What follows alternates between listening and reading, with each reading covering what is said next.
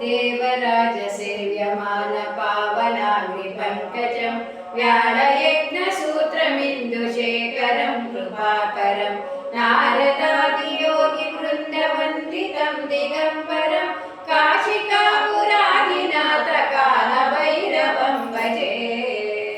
भानुकोटिभास्वरं भवाब्धितारकं वरं नीलकण्ठमीप्सितार्थदायकं त्रिलोचनं कालकालमम्बुजाक्षमस्तशून्यमक्षरं काशिकापुराधिनाथकालभैरवं भजे।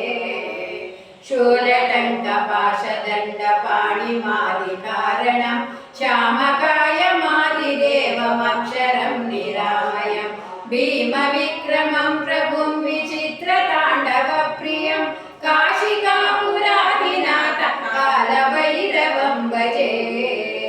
भुक्तिमुक्तिदायकं प्रशस्तोदारुविग्रहं भक्तवत्सलं स्थितं समस्तलोकनिग्रहं निक्मणन्मनोज्ञहेमकिङ्किणीरसत्कटिं काशिकापुराधिनाथकालभैरवं भजे।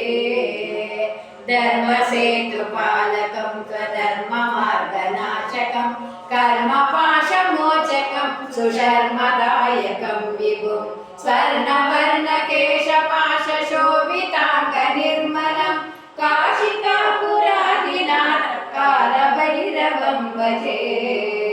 रत्नपादुकाप्रभाविरामपादयुग्मकं नित्यदुर्गदर्पणाशनं करोशनं मृत्युदर्पणाशनं कराळदंशभूषणं काशिकापुराधिनाथकालभैरवं भजे।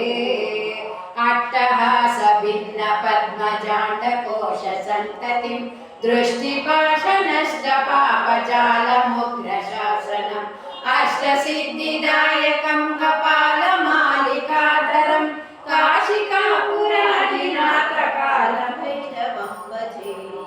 भूतसङ्गनायकं विशालकीर्तिदायकं काशीवासिलोकपुण्यपापशोधकं विभुं नीतिमार्गकोविदं पुरातनं जगत्पतिं काशिकापुराधिनाथकालभैरवं भजे। कालभैरवाष्टकं पठन्ति ये मनोहरं ज्ञानमुक्तिसाधकं विचित्रपुण्यवर्धनं शोकमोहलोभजन्यकोपतापनाशनं ते प्रयान्ति कालभैरवान् त्रिसन्निधिं ध्रुवं ते प्रयान्ति कालभैरवान् त्रिसन्निधिं ध्रुवम् इति श्री शंकराचार्य विरचिता कालभैरवाष्टकं सम्पूर्णम्।